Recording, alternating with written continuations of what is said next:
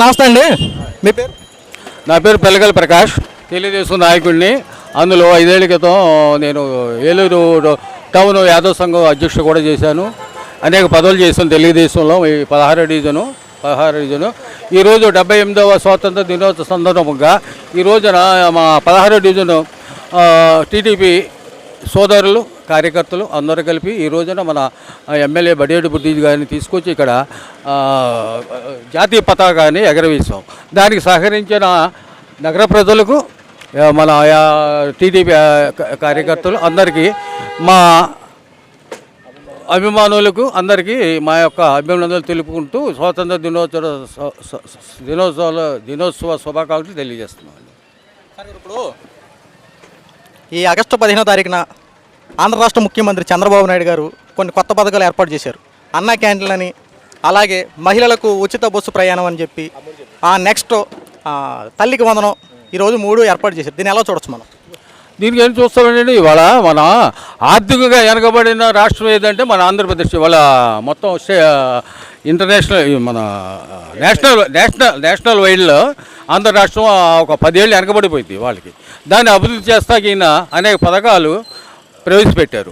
First ఏంటంటే మనిషికి కావాల్సింది పుట్టినగానే నీరు, భోజనం. ఆ భోజనం ఏర్పాటు చేయడానికి ఇవాళ అన్నా క్యాంటీన్లు ప్రారంభోత్సవం చేశారు. ఈ రోజున ఆయన గుడివాడ వెళ్ళి అక్కడ ఆయన చేతుల మీద గుడివాడలో ఓపెన్ చేశారు. గత మా జిల్లాలో ఆ యొక్క స్థానిక ఎమ్మెల్యే చేత చేశారు. అలాగే తల్లికి వందనం. ఇవాళ చాలామంది పిల్లలు చదువుకుంచే స్టేజ్లో లేవు. తల్లి ఏమో కూలి పనికి వెళ్తాం, తండ్రి ఏమో పొలాల పనికి వెళ్తాం. అలాంటి వారికి లబ్ధి పొందే విధంగా తల్లి వందనం అని పిల్లలకి ఫీజులు అయ్యి మన గవర్నమెంట్ కడుతుంది. 3వది లేడీస్కి ఉచిత బస్సు, అది కూడా ఆయన స్టార్ట్ చేశారు.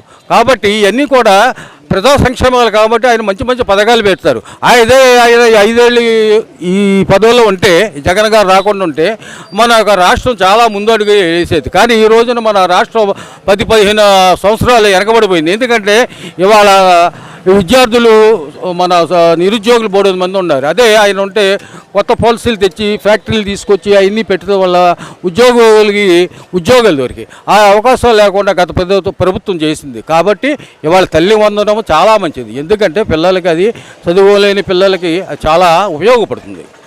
2వది అన్న క్యాంటీన్ కూడా, అన్న ఆహారం ఏదో 2 పూటలు భోజనము, ఒక పూట టిఫిన్ అంటే మొత్తం 20 రూపాయలకి అయిపోతుంది. 15 రూపాయలు 20 రూపాయలు కదా. అదే హోటల్కి వెళ్తే ఈ 3 తినాలంటే మ్యాక్సిమం 250 రూపాయలు. అట్లాంటిది ఒక వ్యక్తికి 15 రూపాయలకి భోజనం, 2 పూటల భోజనం టిఫిన్ పెడితే చాలా గొప్ప కదండి. ఇవాళ ఏ రోడ్డు మీద ఇడ్లీలు తిన్నా 2 ఇడ్లీలు 30 రూపాయలు. ఏ హోటల్కైనా మినిమం భోజనం 80 రూపాయలు తక్కువ వేయలేదు, అంటే కాయగూరలతో. అలాంటిది ప్రతి నిరుపేదకి అందేటట్టుగా ఆయన ఇవాళ మొత్తం స్టేట్ మొత్తంగా 100 అన్నా క్యాంటీన్లు ఓపెన్ చేయడం అనేది చాలా గొప్పతనం కదండి. ఇవాళ ఆయన రిజనర్, ఎందుకంటే ఆయన చాలా గుండె గలవాడు. ఈయన ఇవాళ అభివృద్ధి కాదు, 10 ఏళ్ళు జరగబోయే అభివృద్ధి గురించి ఆలోచించే వ్యక్తి. అలాంటి వ్యక్తిని మనం 5 ఏళ్ళు పోగొట్టుకోవడం వల్ల ఇవాళ మన ఆంధ్ర రాష్ట్రం చాలా 15 సంవత్సరాలు వెనకబడిపోయింది. కాబట్టి ఇవాళ ఈ చంద్రబాబు నాయుడు గారు ప్రవేశపెట్టే ప్రతి సంస్కరణలు కూడా చాలా ఉత్తమైనవి. కాబట్టి ఆయన మనం మరవకాదు. అందులో ఈ రోజున ఈ 78వ స్వాతంత్ర దినోత్సవ సందర్భంగా ప్రతి భారతీయుడు, ప్రతి మన ఆంధ్ర రాష్ట్రంలో ఉన్న ప్రజలు ఈ యొక్క స్వాతంత్ర దినోత్సవాన్ని పండుగగా చేసుకోవాలండి. అది. Thank you sir. ఈ దేశంలోనూ ఈ రాష్ట్రంలోనూ సామాజిక సేవ చేసుకునేటువంటి, సోషల్ సర్వీస్ చేసేటువంటి ఒక ప్రభుత్వ ఉద్యోగం రావడం కూడా నాకు చాలా అదృష్టం. దేశానికి అవతల సరిహద్దుల్లో కాపలా కాసేటువంటి ఆర్మీ జవాన్లు ఉంటే, సొసైటీలో, సమాజంలో ప్రజల యొక్క ధన ప్రాణాలు కాపాడేటువంటి పోలీసు విభాగంలో పనిచేయడం నా అదృష్టంగా భావిస్తున్నాను. ముఖ్యంగా ఈ రోజున జాతి అంతా గర్వించదగ్గ, జాతి అంతా స్వేచ్ఛ కోరుకున్నదగ్గ, ఏ స్వేచ్ఛా సమానత్వాలు అయితే కోరుకున్నామో అటువంటి స్వేచ్ఛా సమానత్వాలు మన ప్రతి భారతీయుడికి వచ్చి ఇవాళకి 78 సంవత్సరాలు పూర్తి చేసుకుంటున్నాం. ఈ 78వ స్వాతంత్ర దినోత్సవం శుభ సందర్భంగా జాతితో, మతంతో, ప్రాంతంతో, వర్ణంతో, వర్ణ భేదం లేకుండా ప్రతి ఒక్కరూ కూడా ఆ దేశ జాతీయ జెండా కింద బతుకుతున్నాం అని చెప్పి ఈ సందర్భంగా తెలియజేసుకుంటున్నాం. ముఖ్యంగా ప్రపంచంలో ఏ దేశానికి లేనటువంటి యువత మన దేశంలో ఉంది కాబట్టి ఆ యువత చెడు మార్గంలో నడవకుండా మినిమం నాలెడ్జ్తో ఉండి సొసైటీ కోసం సమాజంలో మనం భాగమై ఉన్నాం, ఈ దేశం కోసం ఎంతో కొంత చేయాలని చెప్పి సమాజ తోడ్పాటు చేయాలనే ఉద్దేశంతో ప్రతి పౌరుడు మెలగాలని కోరుకుంటూ, ముఖ్యంగా ఇటువంటి చెడు వ్యసనాలకు వెళ్లకుండా దేశం యొక్క సాంస్కృతిక సాంప్రదాయ విలువల్ని తెలియజేస్తూ మన దేశం యొక్క గొప్పదనాన్ని ప్రపంచానికి తెలియజేయాలని చెప్పి చూస్తాం. ఈరోజు ప్రపంచ దేశాలన్నీ కూడా మన భారతదేశం యొక్క తలెత్తి చూసే విధంగా అద్భుతమైనటువంటి 5వ స్థానంలో ఉంది. మరి 2047 విజన్ పెట్టారు. ఆ విజన్ టైంకి మరి రాష్ట్ర గౌరవులు ముఖ్యమంత్రి వర్యులు దేశ ప్రధాని వర్యులు ఆ 2047 కల్లా మన దేశం ప్రపంచంలోనే అత్యంత శక్తివంతమైన దేశాల్లో 3వ స్థానం వెళ్ళే అవకాశం ఉంది. కాబట్టి ప్రతి పౌరుడు కూడా మరి దేశం ఇంకా అభివృద్ధి చెందాలంటే విద్యా వైద్యం చాలా అత్యున్నతమైనవి. ప్రతి ఒక్క వ్యక్తి కూడా ప్రతి ఒక్క పౌరుడు కూడా విద్య పట్ల అవగాహన కలిగి ఎప్పటికప్పుడు నేర్చుకుంటూ ముందుకు సాగాలని, ప్రతి ఒక్కరూ కూడా దేశం పట్ల నేనే ఉండాలి, నా కుటుంబం, నా పిల్లలు, నేనే అన్న స్వార్థాన్ని విడనాడి దేశం కోసం సమాజం కోసం పాటుపడాలని చెప్పి ఈ కన్నభూమి ఈ మాతృభూమి యొక్క రుణం తీర్చుకోవాలని చెప్పి తెలియజేస్తున్నాను. మరొకసారి నాకు ఈ అవకాశం ఇచ్చినందుకు మీకు ప్రత్యేకంగా తెలియజేస్తూ జై హింద్, జై హింద్, జై హింద్. 3,000 రూపాయలు 4,000 రూపాయలు పెన్షన్ చేశారు.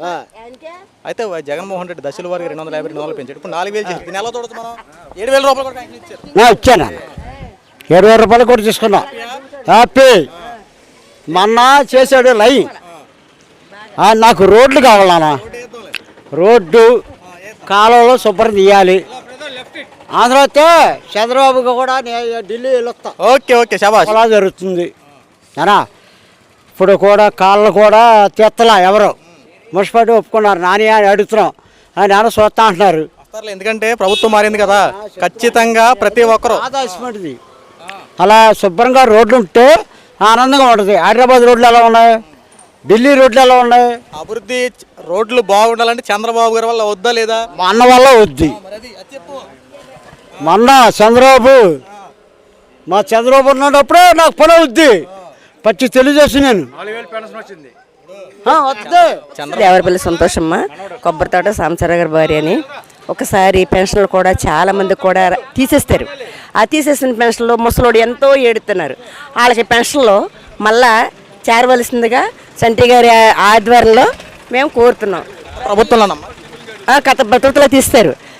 వాళ్ళకి సంవత్సరం నుండి పెన్షన్ లేకుండా ఎంత ఏడుతున్నారో అంత బాగా ఏడుతున్నారు అండి. వాళ్ళకి మందులు ఎట్లా వస్తాయి, అవన్నీ ఎట్లా వస్తాయి? కొడుకు పెట్టలేకపోతాడు. ఎక్కడ తిరుగుతారు, ఏం చేస్తారో అవన్నీ. అంతేగాని చంటి గారు ఎవరైతే పెన్షన్లు లేవో బాగా ముసలోళ్ళు వాళ్ళందరికీ పెన్షన్లు ఇచ్చి వాళ్ళందరినీ 4,000 పెన్షన్లుగా చేశారు. వికలాంగులకి వాళ్ళందరికీ అండి. ఆయన చేసే పని మంచి పని చేస్తానని వాగ్దానం ఇచ్చి వెళ్ళారు.